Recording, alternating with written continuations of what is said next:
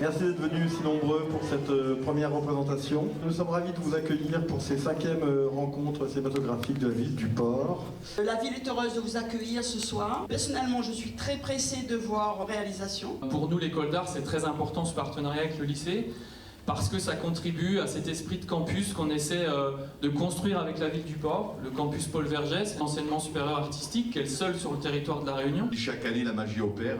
En ce qui nous concerne, on fait tout ce qui est en notre pouvoir pour faire en sorte, je dirais, de promouvoir l'excellence, parce qu'on a d'excellents élèves. On a ce prestigieux partenaire qu'est la FEMIS, c'est une des meilleures écoles de cinéma d'Europe. On a la chance d'accueillir un doctorant, donc les élèves ont la chance de travailler dans l'excellence. Je crois que vraiment le maître mot de cette soirée, c'est l'excellence. Je tenais juste à dire que c'était vraiment une super expérience. J'ai pris beaucoup de plaisir à travailler avec tous les étudiants voilà, qui étaient là au tournage, à l'écriture, en post-production. Il y a des premières, des terminales. Je les ai trouvés tous super, donc j'ai pris beaucoup de plaisir. J'espère que vous prendrez autant de plaisir que moi à découvrir leur travail. Merci beaucoup. Bonne projection.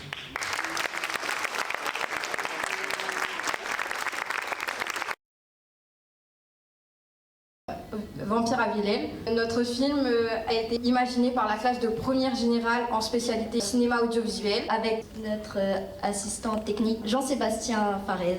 Notre film est une parodie de Dracula.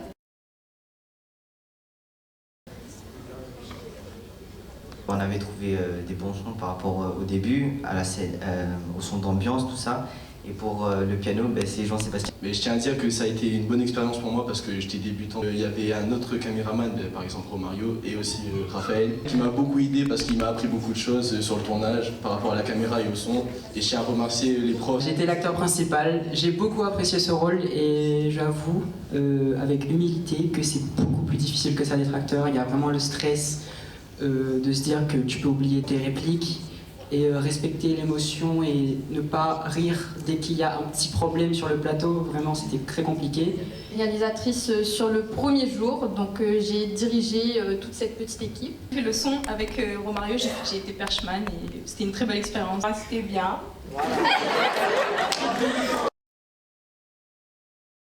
La première partie du film a pour intérêt de représenter un film d'horreur médiocre de lycéens.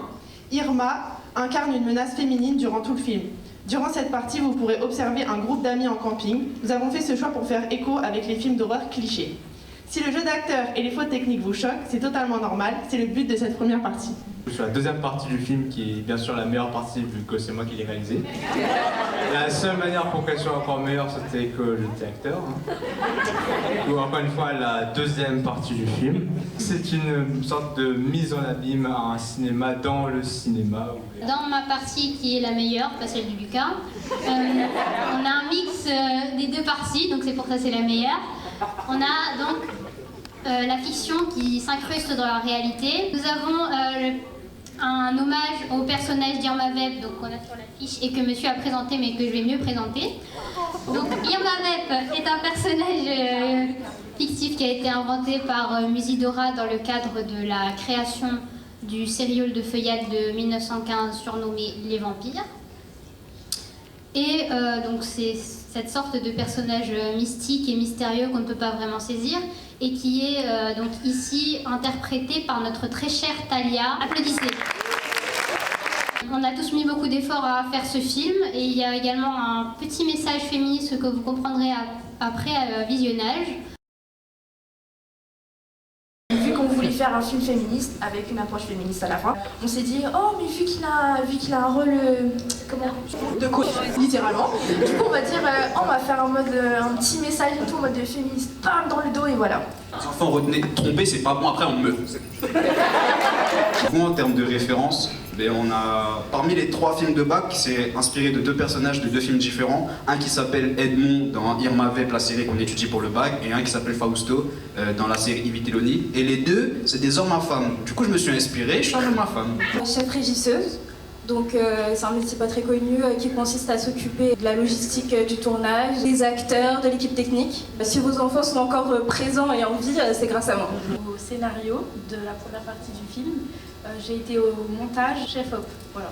Surtout chef-op de toute la première partie. La partie très très compliquée et très longue. Vraiment, c'est... non, plus jamais. Ça va quand il y a le trépied, mais quand tu dois tenir à l'épaule, non, faites pas. Là, c'est pas besoin d'aller à la salle. J'ai été actrice aussi dans la première partie, donc celle assise qui faisait rien. D'ailleurs, merci beaucoup pour l'idée de Madame Mélanto d'avoir adapté le personnage avec le fait que j'avais vraiment une attelle et je pouvais pas marcher. Ce film, il a un rapport à la fois avec une série d'Olivier Assayas qui s'appelle Irma Vep, qu'ont visionné les élèves et sur lesquels ils vont être interrogés au bac. Donc c'est pour ça que ce personnage d'Irma Vep revient un petit peu tout au long de ces 3 épisodes. Et puis on avait voulu aussi faire une référence à la série en faisant 3 parties différentes. Et c'était aussi pour nous l'occasion de faire travailler l'ensemble des élèves, puisqu'on a eu 3 équipes à chaque fois, que ce soit à l'écriture, que ce soit au tournage et que ce soit au montage.